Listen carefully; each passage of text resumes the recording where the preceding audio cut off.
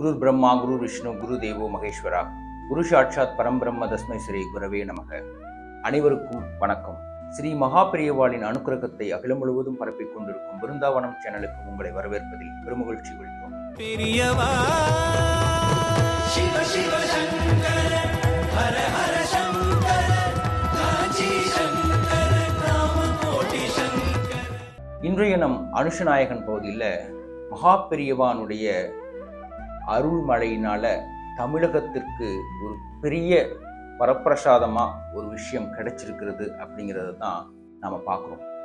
இன்னைக்கு மே 10 திரு விஜய் அவர்கள் தமிழக முதல்வரா பொறுப்பேற்றிருக்கிற ஒரு உன்னதமான நாள்.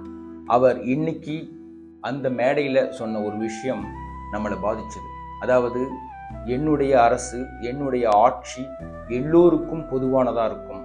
இந்து, கிறிஸ்டியன், முஸ்லீம் இவர்கள் அனைவருக்கும் பொதுவானதாக அவங்களுடைய தர்மத்தையும் கலாச்சாரத்தையும் காப்பாற்றும் ஒரு அரசாக இருக்கும் அப்படின்னு சொன்னார். அது நமக்கெல்லாம் ஒரு நம்பிக்கையான விஷயம்தான். விஜய் அவர்கள் முதலமைச்சராக பொறுப்பேற்றதுக்கும் ஸ்ரீ மகாபெரியவானுடைய அருளுக்கும் என்ன சம்பந்தம் அப்படி யோசிக்க தோணுதில்ல. மகாபெரியவா 100 வருடங்கள் இந்த இந்திய திருநாட்டில் நிறைய மாற்றங்களை அரசியல் ரீதியாகவும் ஆன்மீக ரீதியாகவும் உருவாக்கியிருக்கார். இது நாம் நிறைய வீடியோக்களில் இதை பற்றி நிறைய தலைவர்கள் பற்றியெல்லாம் பேசியிருக்கோம். தலைவர்களுக்கும் மகாபெரிவாளுக்கும் இருந்த அந்த பந்தம் இதை பற்றியெல்லாம் பேசியிருக்கோம். காஞ்சி மடம் அப்படிங்கிறது இந்திய திருநாட்டினுடைய மிகப்பெரிய ஆளுமைகள்லாம் வந்து ஆசி பெற்று சென்ற இடம். காஞ்சி சங்கராச்சாரியர்களின் ஆசிரியும் விரும்பி வந்து கேட்டு பெற்று அதற்கப்புறமா அவங்க ஆட்சி பீடத்தில் அமர்ந்த நிறைய விஷயங்கள், நிறைய சம்பவங்களை நாம் நிறைய வீடியோக்களில் காஞ்சி மகான் பகுதியில் சொல்லியிருக்கோம்.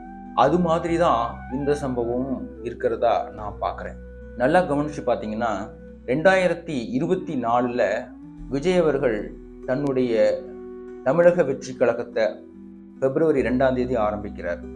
அதற்கப்புறமா தன்னுடைய மகன் அரசியலில் பெரிய வெற்றி பெறணும் அப்படின்னு அவருடைய தந்தையும் தாயும் காஞ்சி மடத்துக்கு வந்து பெரியவாளை தரிசனம் பண்ணுறாங்க. அதுக்கப்புறம் காஞ்சி காமாட்சி அம்மன் கோவிலுக்கு போய் சிறப்பு பூஜை பண்ணுறாங்க. அதற்கு அப்புறமா இப்போ எலெக்ஷன்லாம் முடிஞ்சு எலெக்ஷன் ரிசல்ட் அனௌன்ஸ் பண்ணுற அந்த டேட் மே 4 மகாபெரியவானுடைய ஜனன நட்சத்திரமான அனுஷம் நட்சத்திரத்தன்னைக்கு தான் எலெக்ஷன் ரிசல்ட்.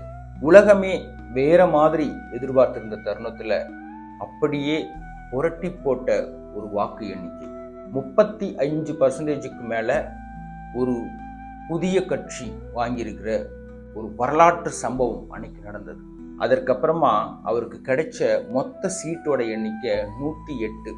இந்த 108 இந்து கலாச்சாரத்தில் எவ்வளவு முக்கியமான எண்களாக பார்க்கப்படுது அப்படிங்கிறது உங்களுக்கே தெரிஞ்சிருக்கும். அதற்கப்புறமா 4 நாட்கள் அவர் வந்து பெரும்பான்மை இல்லாமல் நிறைய போராட்டங்களை சந்திச்சார். முதல் 2 நாட்கள் ஆளுநர் அவரை திருப்பி அனுப்பிடுறார். 118 இடம் பெரும்பான்மைக்கான லெட்டர் இருக்கணும் அப்படின்னு சொல்லிட்டு அவர் திருப்பி அனுப்பிடுறார். 3ஆம் நாள் அவர் போகும்போது கையில் ஒரு சிகப்பு கலர் கயிறும் நெத்தியில குங்குமமும் விட்டு போனார். இந்த மாற்றம் அவருக்கு எப்படி வந்திருக்கும் அப்படிங்கிறத பற்றி எனக்கு எந்த ஐடியாவும் இல்லை. ஆனால் அதற்கு முந்தின நாள் விஜய் அவர்களுடைய அம்மாவும் அப்பாவும் காஞ்சி மடத்துக்கு வந்து ஜெயேந்திர பெரியவாக்கிட்ட ஆசீர்வாதம் வாங்கிட்டு அதுக்கப்புறமா காஞ்சி காமாட்சி அம்மன் கோவிலுக்கு போய் பிரார்த்தனை வச்சுக்கிட்டாங்க.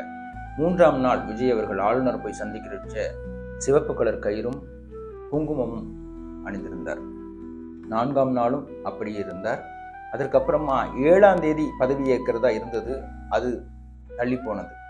அதற்கப்புறம் ஃப்ரைடே நைட்டு ஏறக்குறைய அந்த சீட்டோட விஷயங்களை எல்லாம் முடிச்சிட்டார். சனிக்கிழமை பதவி ஏற்றிருக்கலாம், ஆனால் அதை தவிர்க்கப்பட்டு ஞாயிற்றுக்கிழமையாக மாற்றினாங்க. இன்னைக்கு மே 10 ஸ்ரீ ஜெயேந்திர பெரியவா சுவாமிகளுடைய ஜனன நட்சத்திரம். இதெல்லாம் கனெக்ட் ஆகிறத நம்ம சொல்லி விஜய் அவர்களுடைய வெற்றியும் முதலமைச்சர் பதவியும் நாம் கிளைம் பண்ண போகிறோம் அப்படின்லாம் நினச்சிடாதீங்க. அதற்காக நான் இதை சொல்லலை. கடந்த 50 வருஷங்களாக நம்மளுடைய ஹிந்து கலாச்சாரமும் ஹிந்து மத நம்பிக்கைகளும் பண்பாடும் சிதைக்கப்பட்டு இருந்தது. அதிலிருந்து நாம் மீளவே முடியல. நிறைய புராதன கோவில்கள் அழிக்கப்பட்டன. நிறைய கோவில்கள் நித்திய பூஜை இல்லாமல் கிடந்திருக்கு. நிறைய விஷயங்கள் கோவில்கள் சார்ந்து நடைபெறாமலே தடுக்கப்பட்டது. அப்படி ஒரு நிலை மாறி இந்த புதிய ஆட்சியில் ஒரு மாற்றம் வரும் என்ற நம்பிக்கை இவைகளெல்லாம் பார்க்கும்போது நமக்கு தோணுது. இந்த நம்பிக்கையோட நாம் இந்த ஆட்சியை வரவேற்க தயாராகும். அது மாதிரியே திரு விஜய் அவர்கள் முதல்வராக பொறுப்பேற்றதுக்கு அப்புறமா பேசின விஷயம் ஒன்று கவனிக்க வேண்டிய விஷயமா இருந்தது. நான் அனைவருக்குமே பொதுவானவன், ஹிந்து, கிறிஸ்டியன், முஸ்லீம் எந்த பாகுபாடுமே இல்லாமல் எல்லோருக்கும் பொதுவான, எல்லோருக்கும் பாதுகாப்பான, எல்லோருக்கும் தேவையான ஒரு ஆட்சியை நான் கொடுப்பேன் அப்படின்னு உறுதியளிச்சிருக்கார். இந்த நம்பிக்கையோட அவருடைய ஆட்சியை நாம் வரவேற்போம். எங்களுடைய மாண்புமிகு தமிழக முதல்வர் திரு விஜய் அவர்களுக்கு எங்களுடைய மனமார்ந்த நன்றிகள். உங்களுடைய ஆட்சி நல்லாட்சியாக ஸ்ரீ மகா பெரியவாளுடைய அனுக்கிரகத்தில் நடக்கணும் அப்படின்னு நாங்களும் பிரார்த்தனை பண்ணிக்கிறோம். நன்றி.